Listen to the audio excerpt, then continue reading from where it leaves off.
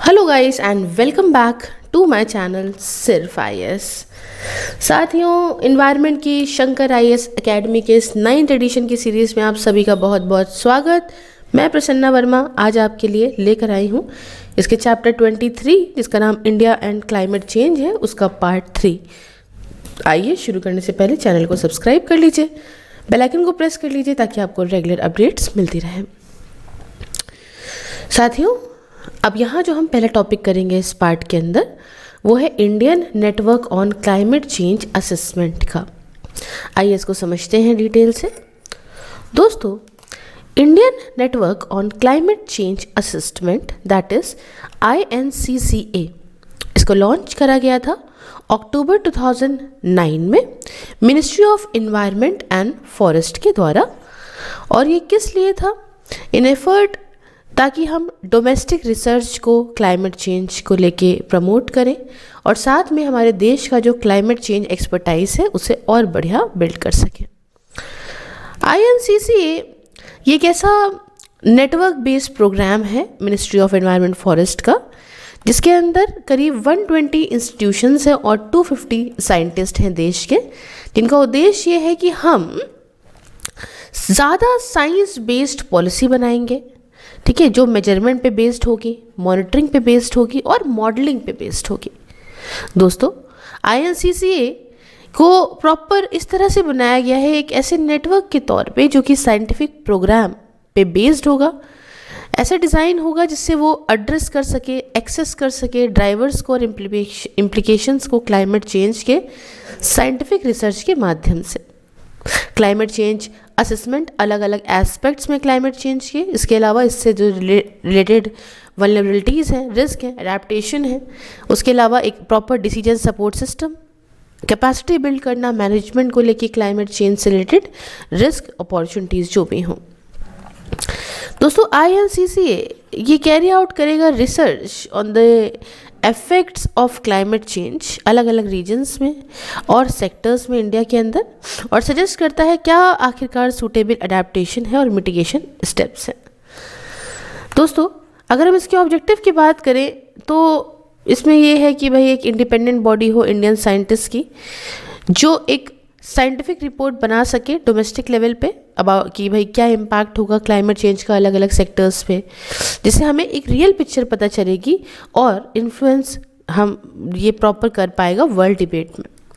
Report जो इस INCCA के द्वारा बनाई जाएगी ये एक पार्ट होगी इंडिया के national communication that is NATCOM का to the United Nation framework convention on climate change के अंदर, दैट इज़ UNFCCC के अंदर।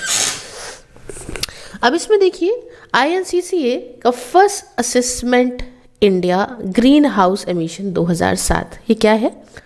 दोस्तों, पहला पब्लिकेशन जो निकल के आया था इस INCCA से ये एक था updated green house gas emission inventory for India for the year 2007 के लिए। पहला असेसमेंट जो ग्रीन हाउस गैस एमिशन का था वो रिलीज़ हुआ ईयर 2010 में, मई 11 का दिन था, और INCCA ने बनाया कंट्री का green house gas emission data India green house gas emission 2007 को, जिसने कहा कि जो हमारे देश का एमिशन है वो 58% से बढ़ा है 1994 के कंपैरिजन में देखें तो 2007 तक।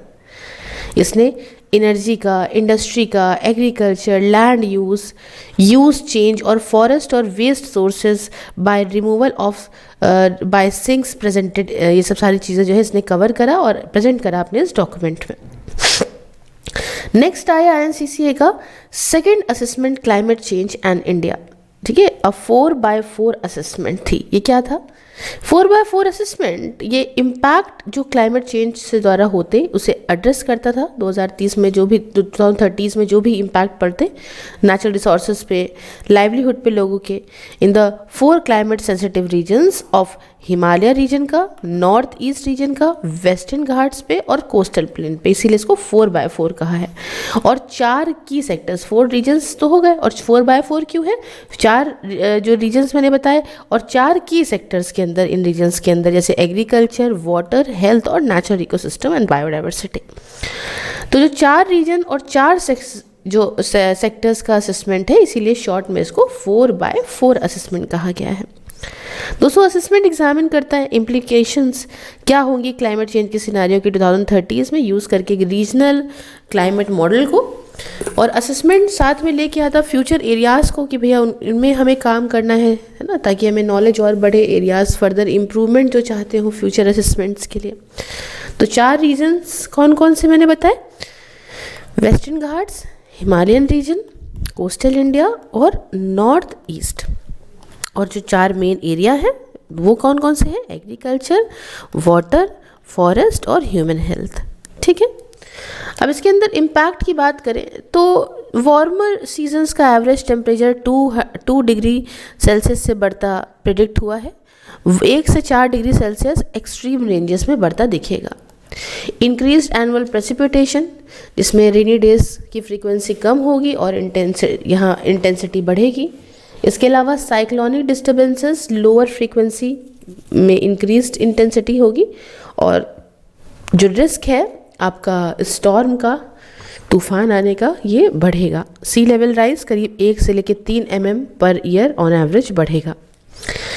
तो ये हो गया इम्पैक्ट में। अब हम एग्रीकल्चर में बात करें क्या है, ये बताए कि कम से कम 50% रिडक्शन देखने को मिलेगा मेज़ की ईल्ड में। देखिए मेज़ की उपज में 4 से लेके 35% तक कम हो जाएगी राइस की ईल्ड, है ना, कुछ एक्सेप्शंस है इसके अंदर। उसके अलावा कोकोनट ईल्ड बढ़ेगी, कुछ एक्सेप्शन भी है, और पैपल प्रोडक्शन कम होगा। नेगेटिव इम्पैक्ट होगा लाइवलीहुड का सारे ही रीजन्स में। फ्रेश वाटर सप्लाई में प्रॉब्लम, हाई वेरिएबिलिटी प्रिडिक्ट करी गई है वाटर ईल्ड्स के अंदर, फ्रॉम 50% इंक्रीज रहे से 40 to 50% रिडक्शन देखने को मिलेगा। 10 से लेके 30% रिस्क होगा फ्लड्स का, और रिस्क यहाँ पे सूखा पड़ने का भी होगा।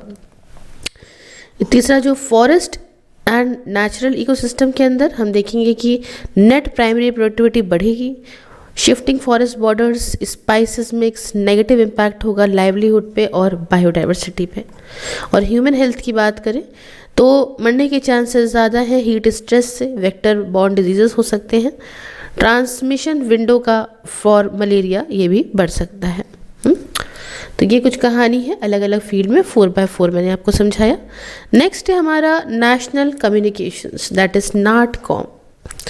दोस्तों ये जो इम्प्लीमेंटेशन है प्रोविज़न का कन्वेंशन की, इसके चलते इंडिया का initial national communication that is NATCOM to the UNFCCC इसे इनिशिएट किया गया 2002 में, जिसे फंड करा गया बाय ग्लोबल इन्वायरमेंट फैसिलिटी के द्वारा under its enabling activities programme through the United Nation development programme New Delhi के माध्यम से।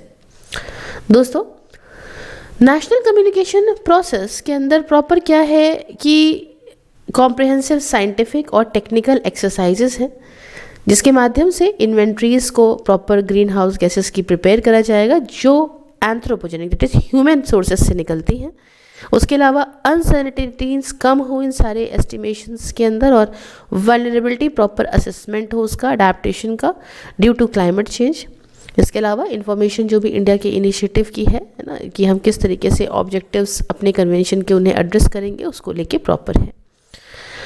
अच्छा, अब नेशनल कम्युनिकेशन की प्रिपरेशन को लेके एक बहुत ही ब्रॉड पार्टिसिपेटरी अप्रोच है, जिसके अंदर रिसर्च इंस्टीट्यूशंस को इन्वॉल्व करा गया, टेक्निकल इंस्टीट्यूशन को, यूनिवर्सिटीज़ को, गवर्नमेंट डिपार्टमेंट्स को, नॉन गवर्नमेंट और प्राइवेट ऑर्गेनाइजेशन को ये प्रॉपर चीज़ें अडॉप्ट करी गई इनके द्वारा, और नेसेसिटेट किया गया है बाय वास्ट रीजनल डाइवर्सिटी और सेक्टर कॉम्प्लेक्सिटी इन इंडिया।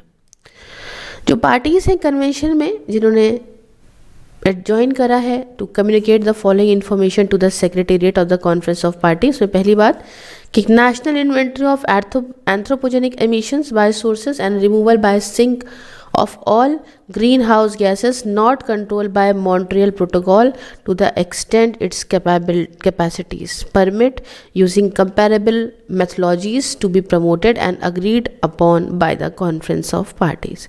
एक general description of steps जो लिए जाएंगे by the party to implement the convention, और कोई भी दूसरी information जो भी ज़रूरी हो अपने objectives को पाने के लिए convention के, और suitable हो for inclusion in its communication, including if feasible material relevant event और calculation of global emission trend. अब इसके अंदर ही बताऊँ इम्प्लीमेंटेशन अरेंजमेंट्स कैसे रहेंगे। देखिए, ministry of environment and forest ये इम्प्लीमेंटिंग और एग्जीक्यूटिव एजेंसी होगी इस प्रोजेक्ट की। और वर्क प्रोग्राम क्या दिया गया है इनको कि हमें कॉम्प्रहेंसिव इन्वेंट्री का डेवलपमेंट करना है फॉर द बेस ईयर 1994 रहेगा and improvement of its reliability विज़ earlier estimates को देखते हुए। इससे क्या होगा कि अनसर्टेनिटीज़ जो ग्रीन हाउस गैस के एमिशन कोफिशिएंट्स में है वो कम होंगी इन की सोर्स कैटेगरी। इसके अलावा आइडेंटिफिकेशन कुछ ऐसे कदम का जो लिए उठाए जाएं अगर और किसको लेके इम्प्लीमेंट करने को लेके इन कन्वेंशन को। तीसरा, वल्नरेबिलिटी और adaptation assessment for presentation of information और स्पेसिफिक नीड्स एंड कंसर्न्स जो कि निकल के आते हैं from the adverse impact of climate change. उसके अलावा हम ऐसा रिलायबल और कॉम्प्रहेंसिव डेटा बनाएंगे सारे ही उस आउटपुट्स का जो प्रोड्यूस होंगे through the establishment of data centre, और ये इन्फॉर्मेशन एक्सेसिबल होगी इंटरनेट पे भी। इसके साथ ही इन्हांसमेंट होगा कैपेसिटी का जो रिस्पॉन्स करे to the projected climate change through preparation of a targeted research proposal for developing a medium to long term action plan. अब green house gas inventory emission की बात करें, इन्वेंट्री एस्टिमेशन की बात करें तो जैसा कि आर्टिकल 4 और 12.1 कहते हैं UNFCCC के, उसके हिसाब से इन्वेंट्री का प्रिपरेशन कई सारी गैसेस के अंदर ये शुरू हुआ for the areas of energy, industrial process, agriculture, land use change and forestry and waste. Gases जो इन्वेंटराइड करी गई हैं उसमें carbon dioxide, methane, nitrous oxide, hydrofluorocarbons, perfluorocarbon और सल्फर हेक्साफ्लोराइड जो अलग अलग एंथ्रोपोजेनिक सोर्सेज से निकल के आती हैं ऑफ द बेस ईयर 1994 को रखते हुए। इसके अलावा एस्टिमेट करना हिस्टोरिकल ट्रेंड्स को ग्रीन हाउस गैस की ग्रोथ के as a part of initial national communication to the UNFCCC।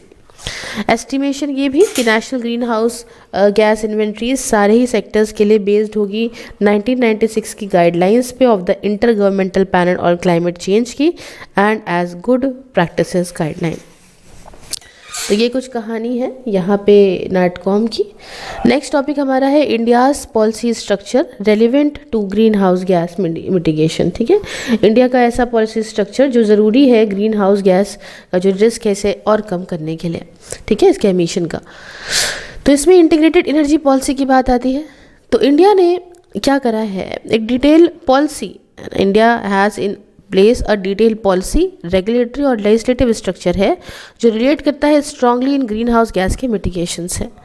Integrated energy policy को अडॉप्ट करा गया था सन 2006 में और कुछ प्रोविजंस इसकी ये है कि हम एनर्जी एफिशिएंसी को सारे सेक्टर्स में बढ़ाएंगे, एम्फेसिस डालेंगे मास ट्रांसपोर्ट पे, एम्फेसिस डालेंगे रिन्यूएबल पे इंक्लूडिंग बायोफ्यूल के प्लांटेशन पे, और डेवलपमेंट बढ़ाएंगे न्यूक्लियर और हाइड्रो पावर का क्लीन एनर्जी के लिए। इसके अलावा हम फोकस करेंगे रिसर्च एंड डेवलपमेंट पे अलग अलग क्लीन एनर्जी रिलेटेड टेक्नोलॉजीज़ को।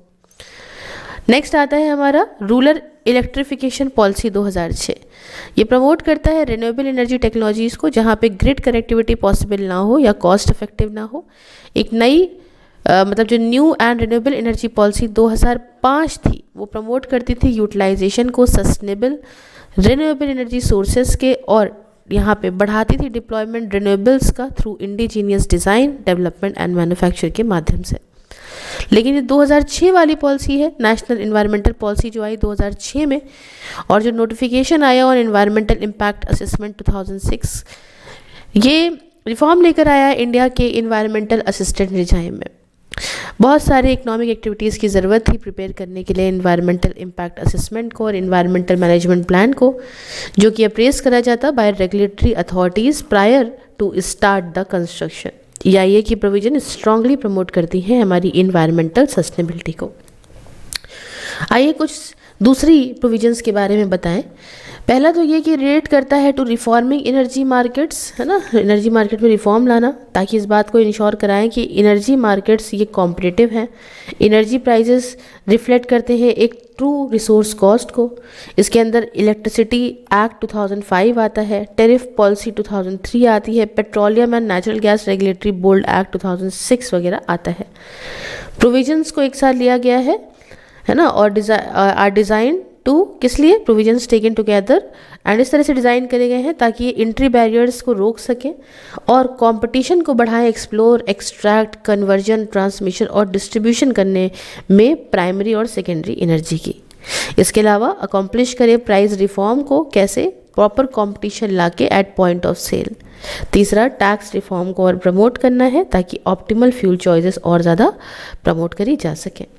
इसके अलावा हम डाइवर्सिफाई करेंगे एनर्जी ऑप्शंस को, सोर्सेस को और एनर्जी इंफ्रास्ट्रक्चर को।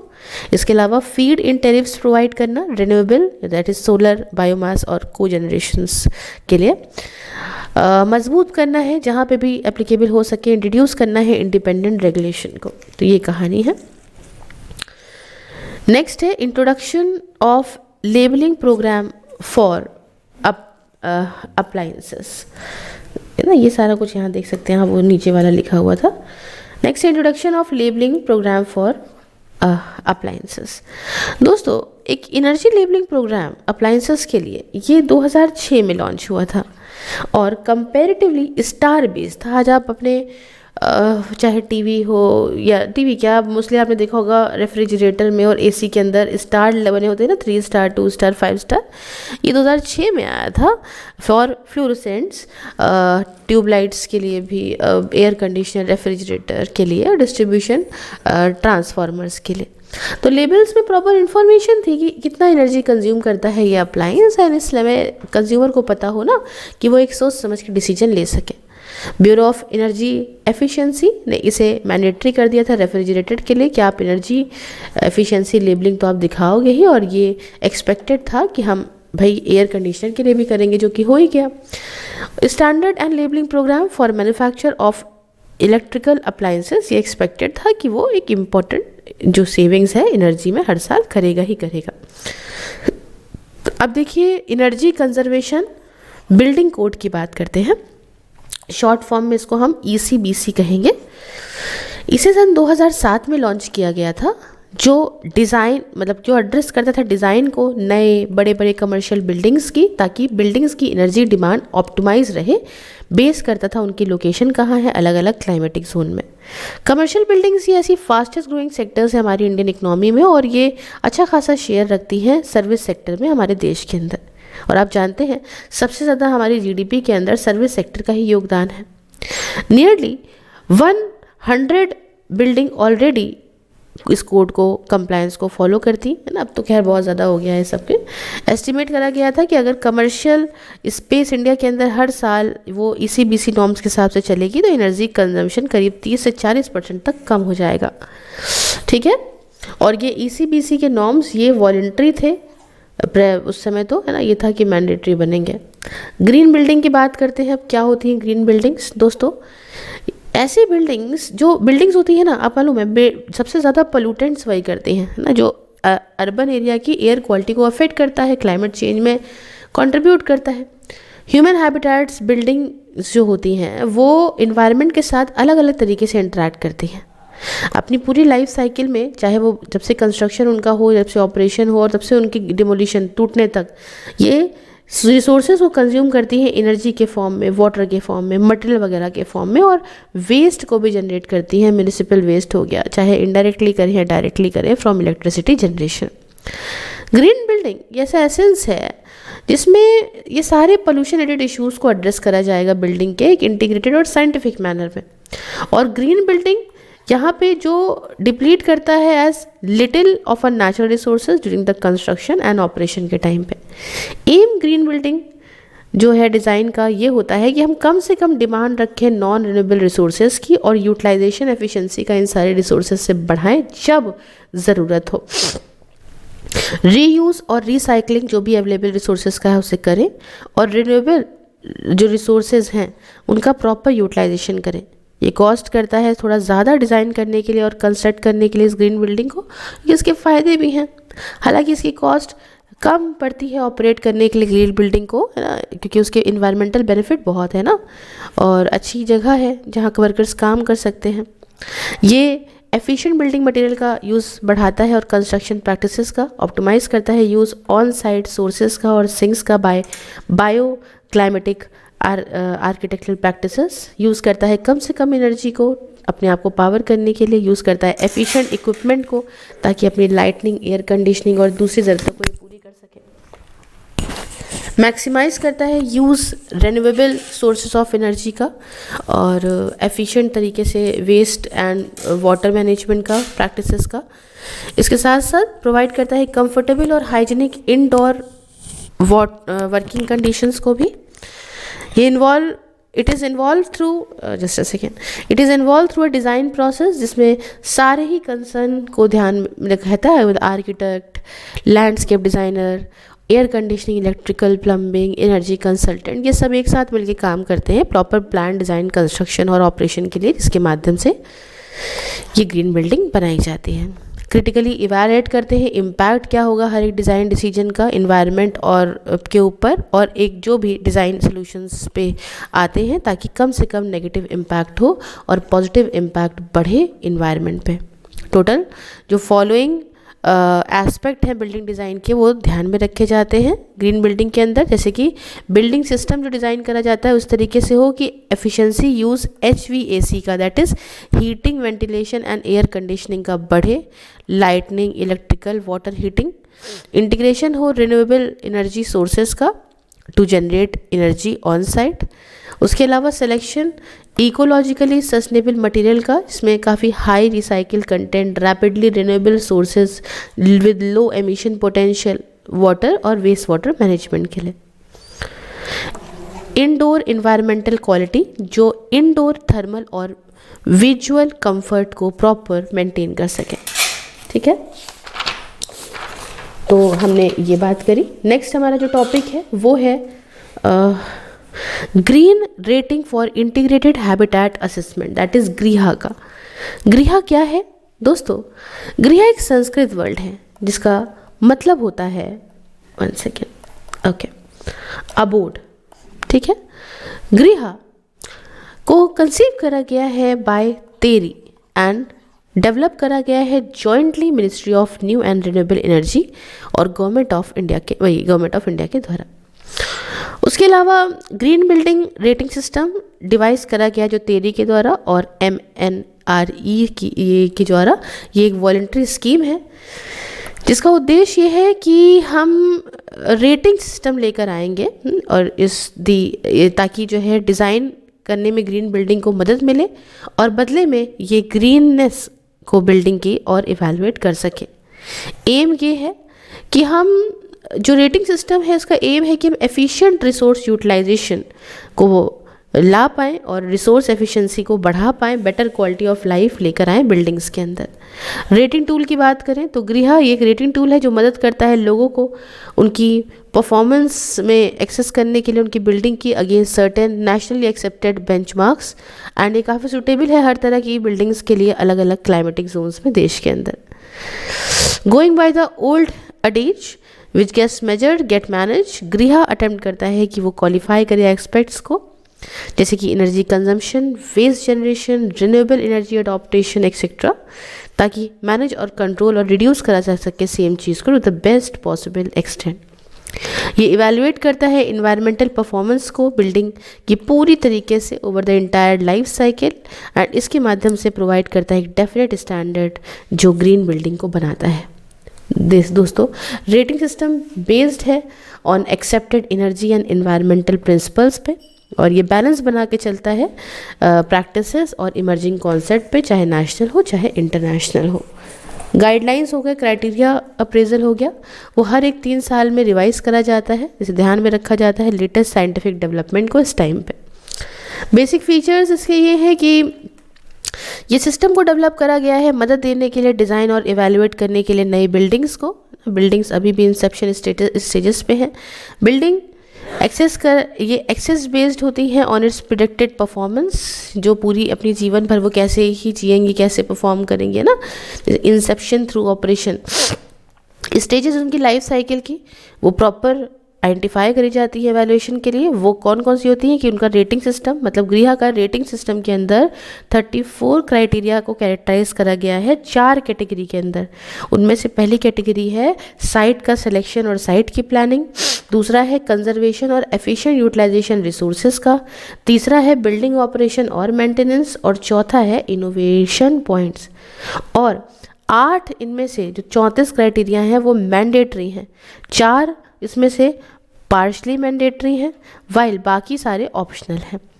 तो हर एक क्राइटेरिया का नंबर ऑफ पॉइंट्स असाइन करे गए हैं। इसका मतलब प्रोजेक्ट का ये इंटेंशन है कि हम क्राइटेरिया को मीट करेंगे और इसके माध्यम से हमें जो है वो उस पॉइंट को क्वालिफाई करना है जो दिया है। अलग अलग लेवल जो सर्टिफिकेशन के हैं वो मैंने बताया 1 स्टार से लेकर 5 स्टार होते हैं। ये डिपेंड करता है कितने पॉइंट्स उसने पाए। मिनिमम पॉइंट्स की ज़रूरत जो होती है वो कम से कम 50 पॉइंट तो होने ही चाहिए। फ़ायदा क्या है? बेनिफिट ये है ब्रॉडर स्केल पे कि ये सिस्टम दूसरी एक्टिविटीज़ के साथ, प्रोसेसेस के साथ मिलके हमारे कम्युनिटी को बहुत मददगार साबित होगा, क्योंकि इससे इन्वायरमेंट और ज़्यादा इम्प्रूव होगा, ग्रीन हाउस गैस का एमिशन कम होगा, एनर्जी कंजम्पशन और स्ट्रेस हमारे नेचुरल रिसोर्सेज पे कम होगा। एनर्जी का कंजम्पशन कम होगा लेकिन इसमें कंफर्ट लेवल को बिना सेक्रीफाइस करें। डिस्ट्रक्शन नेचुरल रिसोर्सेज का कम होगा, हैबिटेट का, बायोडाइवर्सिटी का, और सॉइल लॉस भी कम होगा फ्रॉम इरोशन। एयर और वाटर पोल्यूशन भी कम होगा, डायरेक्ट हेल्थ बेनिफिट मिलेंगे इससे। रिड्यूस होगा वाटर कंजम्पशन भी, लिमिटेड वेस्ट जनरेशन होगा due to recycling and reuse. उसके अलावा रिड्यूस होगा पोल्यूशन लोड्स, इंक्रीज होगा यूज़र प्रोडक्टिविटी, और इमेज और मार्केटेबिलिटी भी इन्हांस होंगे। चैलेंजेस की बात करें तो Indian building industry highly decentralize है विद पीपल एंड ग्रुप्स जो इंगेज हैं डिज़ाइन करने में, कंस्ट्रक्शन में, इक्विपमेंट प्रोविजन में, इंस्टॉलेशन में, रेनोवेशन में, है ना, वर्किंग टुगेदर। हर एक ग्रुप को ऑर्गेनाइज करा जाएगा टू सम एक्सटेंट, बट यहाँ पे लिमिटेड इंटरेक्शन होगा ग्रुप्स के बीच में। इससे क्या होगा, इंटीग्रेटेड ग्रीन डिज़ाइन और एप्लीकेशन प्रोसेस डिसेबल हो, मतलब दस disabling the integrated green design and application process. इसलिए काफ़ी इम्पॉर्टेंट है डिफ़ाइन करना, क्वालिफाई करना सस्टेनेबल बिल्डिंग प्रैक्टिसेस को और उनके बेनिफिट्स को। ये भी इम्पॉर्टेंट है सेपरेट करना इनका रोल अलग अलग पार्टिसिपेंट का, इंश्योर करने में बिल्डिंग, इस बात को इंश्योर कराने में कि बिल्डिंग कम से कम रिसोर्सेज को कंज्यूम करे अपनी पूरी ही लाइफ साइकिल के टाइम पे, और कम से कम इन्वायरमेंटल फुटप्रिंट जो है रखे। तो ये कुछ कहानी है जो हमने आपको बताई। अब आगे का जो भी हम करेंगे वो हम करेंगे अपने नेक्स्ट पार्ट में, फ़िलहाल वो लास्ट पार्ट ही होगा। कैसा लगा आपको ये लेक्चर आप मुझे कमेंट बॉक्स में बता सकते हैं। ज्वाइन बटन को प्रेस करके आप मेरी मेंबरशिप को ज्वाइन करके पर्क्स एंजॉय कर सकते हैं। इसके अलावा व्हाट्सएप से लेके फेसबुक वगैरह हर तरह के सोशल लिंक्स आपको डिस्क्रिप्शन बॉक्स में मिल जाएंगे। आप मुझे फॉलो कर लीजिए सो दैट कि आपको रेगुलर अपडेट्स भी मिलते रहे। कभी कभी ये वीडियोस सारी फेसबुक में मिलती हैं, लेकिन कभी कभी लेक्चर्स जल्दी आ जाते हैं फेसबुक पे, तो आप मुझे हर जगह फॉलो कर लें। Thank you so much. मिलती नेक्स्ट वीडियो में। जय हिंद, जय भारत।